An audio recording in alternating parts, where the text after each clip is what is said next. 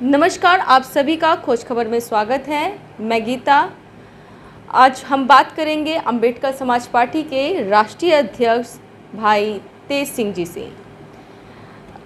जिस तरीके से आपने देखा भी होगा, मान्यवर काशीराम जी जो कि बीएसपी पार्टी के राष्ट्रीय अध्यक्ष, उनके साथ इनका बड़ा सहयोग रहा है और जिस तरीके से बीएसपी पार्टी में इनका सहयोग रहा है भाई तेज सिंह जी का, आइए जानते हैं इनसे कि इनका क्या क्या सहयोग रहा था इस पार्टी को जो है बढ़ाने में भी, और कई बातें हम जानना चाहेंगे मायावती जी को भी लेकर के, जो कि इस समय वर्तमान में बीएसपी पार्टी की राष्ट्रीय अध्यक्ष हैं। जिस तरीके से आपने अभी उनका ट्वीट भी सुना होगा, देखा भी होगा ट्वीट, और उनका भाषण भी सुना होगा।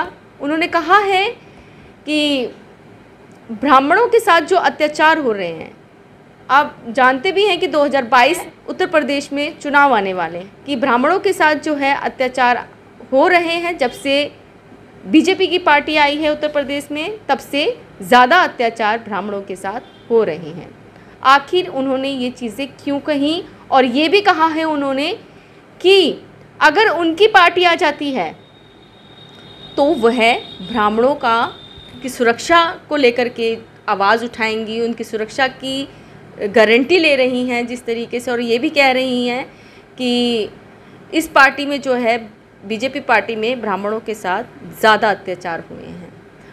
आज अयोध्या में जो है ब्राह्मण सम्मेलन भी किया गया है। आखिर क्या मकसद है ये सब करने का?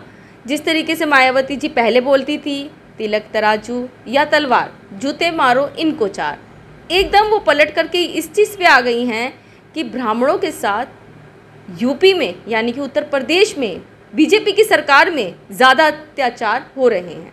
तो इन्हीं सब चीज़ों को लेकर के हम बात करेंगे अंबेडकर समाज पार्टी के राष्ट्रीय अध्यक्ष भाई तेज सिंह जी से। सर, आपका खोज खबर में बहुत बहुत स्वागत है।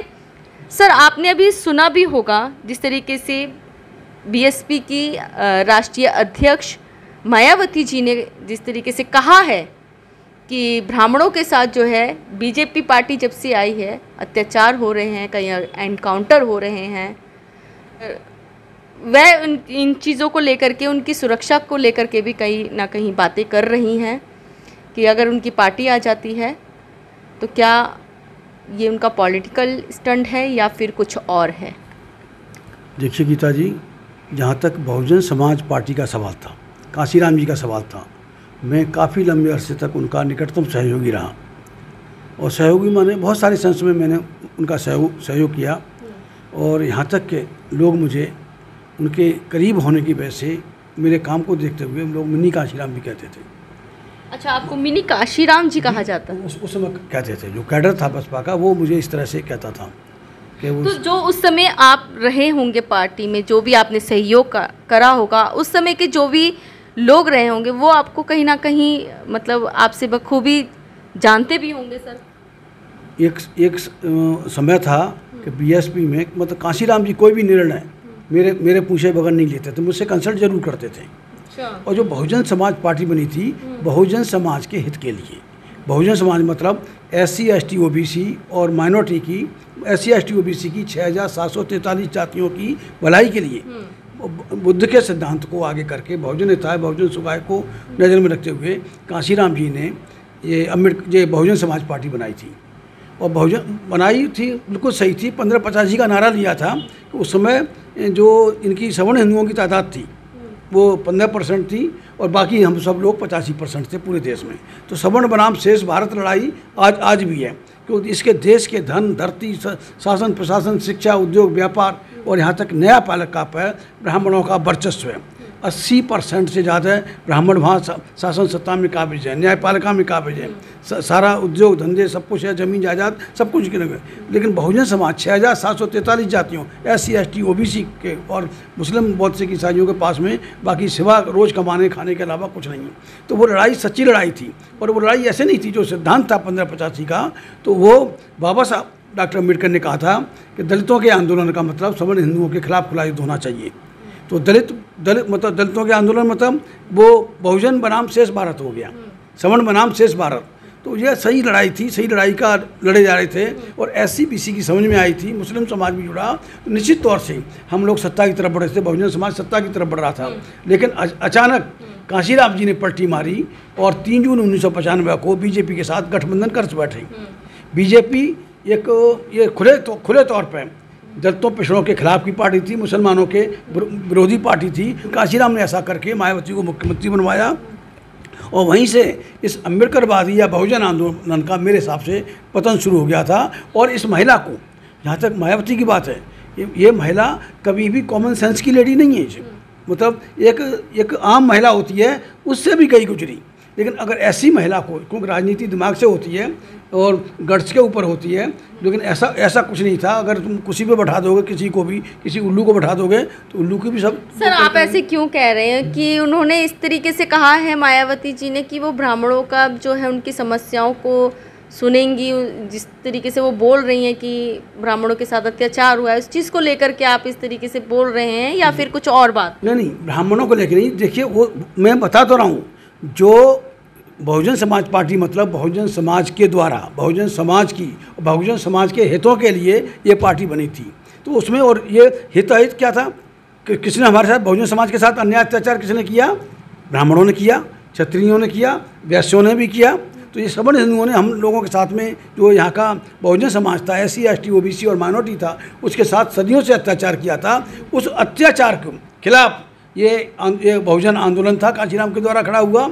लेकिन 3 जून 95 को वहाँ कांशीराम जी ने सरेंडर किया बीजेपी के सामने, RSS के सामने, सिर्फ मायावती को मुख्यमंत्री बनवाने के लिए। 3.5 महीने मुख्यमंत्री रहीं और 3.5 महीनों के बाद फिर गाली गलौज हुई।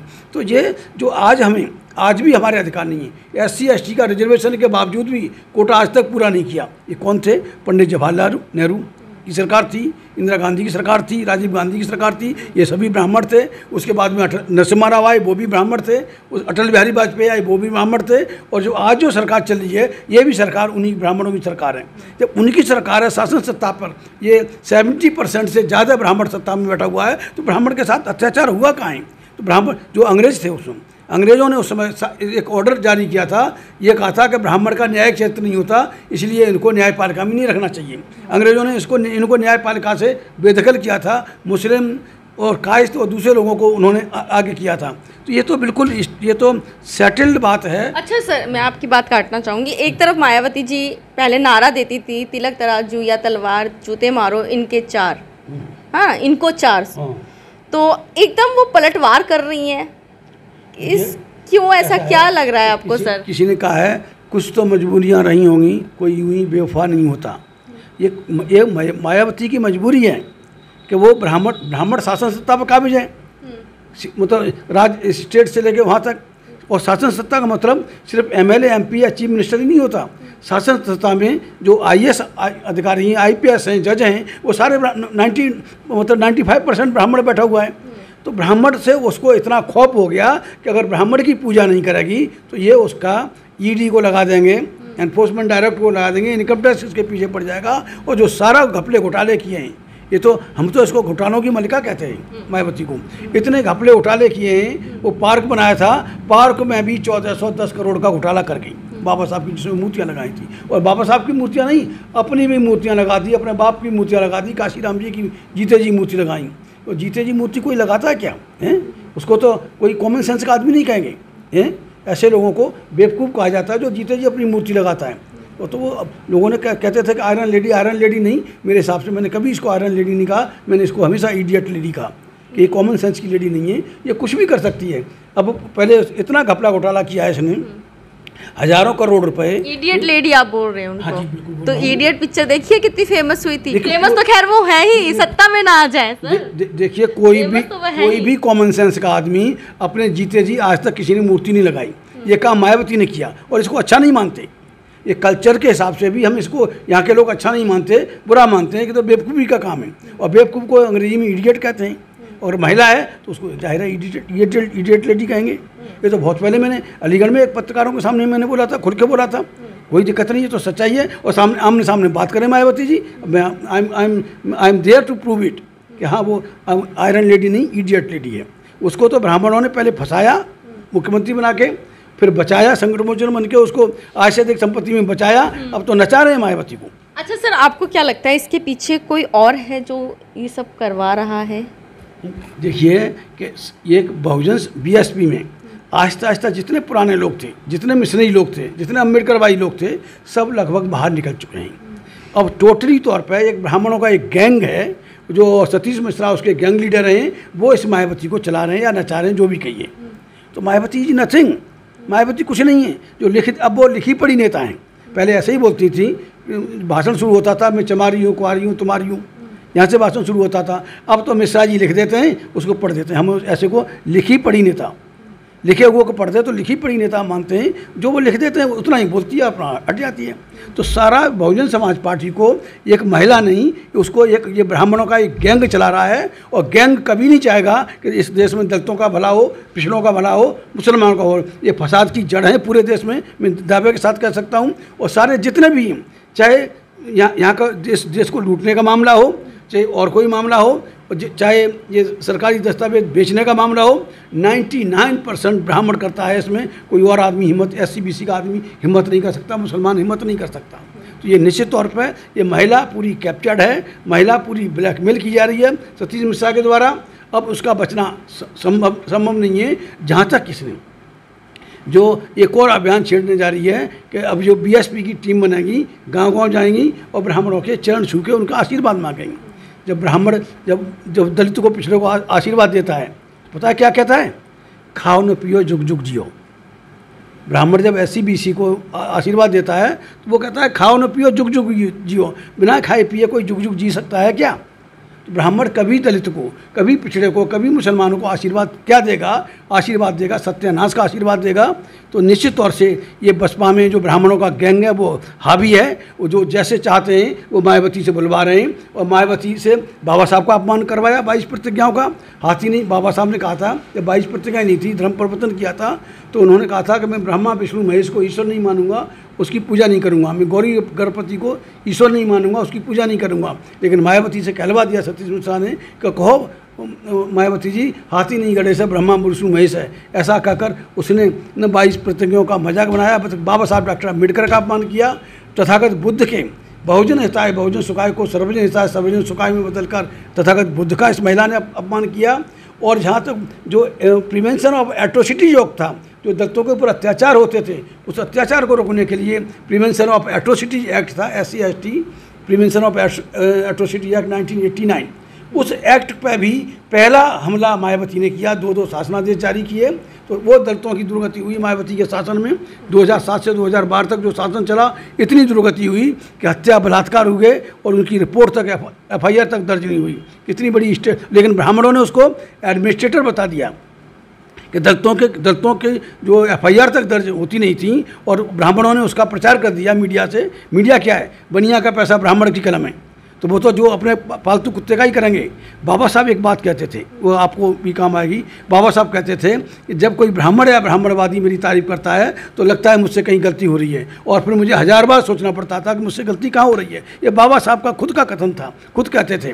तो जो उनको प्यारा होगा तो उसकी तो तारीफ करेंगे। जो जिसकी तारीफ करती ब्राह्मण ने, जिसको एडमिनिस्ट्रेटर बता दिया मायावती को, तो वो हमारे किसी काम की नहीं। निश्चित तौर से उसने तो दलितों के हाथ में झाड़ू दे दिया, सफाई कर्मचारी बना दिए। और तब जबकि 3.5 लाख नौकरियों का बैकलॉग था 2007 से 5 साल तक इसकी पूरी सत्ता रही, लेकिन इसने कोई ऐसा काम नहीं किया। और पार्क भी बनाए बाबा साहब के नाम पर, अपनी मूर्तियाँ लगा दी उसमें। और मूर्तियों में भी 1410 करोड़ का घोटाला मल्होत्रा कमेटी की रिपोर्ट ने उसने बताया कि बाबा साहब के नाम पर भी 1410 करोड़ का घोटाला। अच्छा सर, क्या ये चीज़ें जो हैं बहुजन समाज इन चीज़ों को समझ पाएगा? देखिए, बहुजन समाज इतना ना समझ नहीं था, लेकिन जो नई पीढ़ी आई उसने बाबा साहब को नहीं देखा, मायावती को देख लिया, मुख्यमंत्री देख लिया। उसके चक्कर में जो ये सत्यानाश 25 साल बर्बाद हो गए।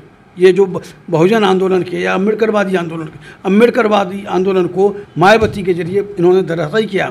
अब वो सतीश मिश्रा ने एक बात और कही है कि जो ब्राह्मणों के खिलाफ जो अन्याय हो रहा है, जो हुआ है, जो जिन्होंने ब्राह्मणों को गाली दी है, उनके खिलाफ वो क्या है, उनको सबक सिखाएंगे।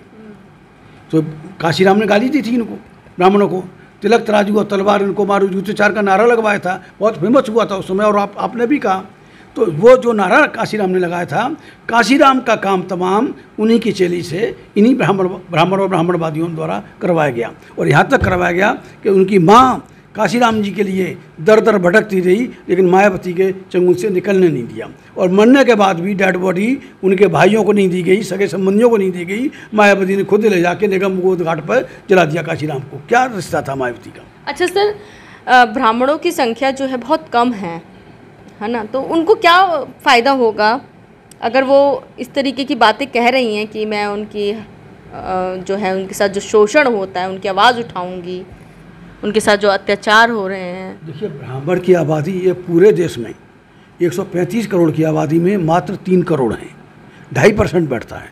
2.5% आबादी कुछ नहीं है, लेकिन पंडित जवाहरलाल नेहरू से लेकर पंडित अटल बिहारी वाजपेयी और मोदी तक उनकी सत्ता रही, और सत्ता में रहने की वजह से ब्राह्मण शासन में भी हावी हो गया, शासन प्रशासन और न्यायपालिका में हावी हो गया। और उसी की वजह से मायावती इतना, उसे मालूम है कि मायावती के पास, मायावती के कोई फैक्ट्री थोड़ी चल रही थी, मायावती का कोई रोजगार थोड़ी थे, कोई ट्रेडिंग कंपनी थोड़ी थी, हैं? तो इतना धन हो गया। मायावती के भाइयों के पास में आज अरबों की संपत्ति है। कहाँ से आई? उनकी भाभियों के नाम पर, जो पढ़ी लिखी भी नहीं है, उनके बैंक अकाउंट देखो तो उसमें करोड़ों रुपया है। कहाँ से आया? तो ये जो बेईमानी का पैसा है, बेईमान और चोर, वो चाहे कोई और जाने न जाने, लेकिन चोर समझता है कि हाँ जी मैं चोर हूँ, और वो हमेशा खाकी वालों से डरता है, पुलिस से, प्रशासन से डरता है। तो वो डर इन्होंने जो गैंग है, जो ब्राह्मणों का गैंग है, जो बसपा को इस समय चला रहा है, जो मायावती को चला रहा है, वो गैंग ने इतना खौफ पैदा कर दिया है मायावती के दिलो दिमाग में कि वो सिवा ब्राह्मण के अलावा कुछ नहीं आ रहा। वही दलितों के आरक्षण पे आज तक नहीं पार्लियामेंट में बोली, न बाहर बोली, लेकिन सवर्णों का आरक्षण उसने 10% की कई बार मांग उठाई, और एक झटके में उसने पास करवा दिया मायावती ने। सवर्णों का आरक्षण हो गया। जब सवर्ण इस देश के धन, धरती, शासन, प्रशासन, शिक्षा, उद्योग, व्यापार में, मतलब आप समझिए 80% से ज़्यादा हावी है। इनकी आबादी मुश्किल से 15% है, और 85-90% ये सारा इस देश की धन दौलत इनके हाथ में है। तो किस बात का कहाँ शोषण हो रहा है? कौन शोषण कर रहा है? ये जो ब्राह्मण, देखिए इस देश में ब्राह्मण अन्याय का प्रतीक, क्षत्रिय अत्याचार का प्रतीक, और वैश्य भ्रष्टाचार के प्रतीक हैं। तो अन्याय, अत्याचार और भ्रष्टाचार, और उसके बाद में हत्या, बलात्कार, ये जो करने वाले यही सवर्ण हिंदू हैं। तो ये निश्चित तौर से ये तो सारी बदमाशी की जड़ हैं। और बाबा साहब ने कहा है, ये movement of the untouchables must mean an open war upon the caste Hindu. सवर्ण हिंदुओं के खिलाफ खुला युद्ध की बाबा साहब ने ऐलान किया था, जो एक किताब में लिखा भी हुआ है। तो निश्चित तौर से मायावती पगला गई है। अपने आप को बचाने के लिए, अपने भाइयों को बचाने के लिए वो इस कदर पगलाई हुई है कि उसे ब्राह्मण शरणम गच्छामि, बुद्धम शरणम गच्छामि करना चाहिए। और ब्राह्मण वो बुद्धम शरणम गच्छामि करने के बजाय वो ब्राह्मण शरणम गच्छामि कर रही है। तो सत्यानाश, पूरा बहुजन समाज आज पछता रहा है मायावती के साथ देखे। निश्चित तौर से दूसरा विकल्प नहीं बनाया। अब इंशाअल्लाह अम्बेडकर समाज पार्टी विकल्प के रूप में सामने आ रही है। धन्यवाद सर, आपने हमसे बातचीत करी, आपका बहुत बहुत धन्यवाद। तो ये थे हमारे साथ अम्बेडकर समाज पार्टी के राष्ट्रीय अध्यक्ष भाई तेज सिंह जी। अगर आप इनके विचारों से सहमत हैं या ना सहमत हैं, तो आप लोग कमेंट बॉक्स में कमेंट करके ज़रूर बता सकते हैं। ये इनके खुद के विचार हैं, तो इनके विचारों से आप लोग अगर सहमत हैं या नहीं हैं, तो आप लोग कमेंट बॉक्स में कमेंट करके ज़रूर बता सकते हैं। तो आप लोग खोज खबर को देखते रहिए। खोज खबर को सब्सक्राइब कीजिए, लाइक कीजिए, शेयर कीजिए।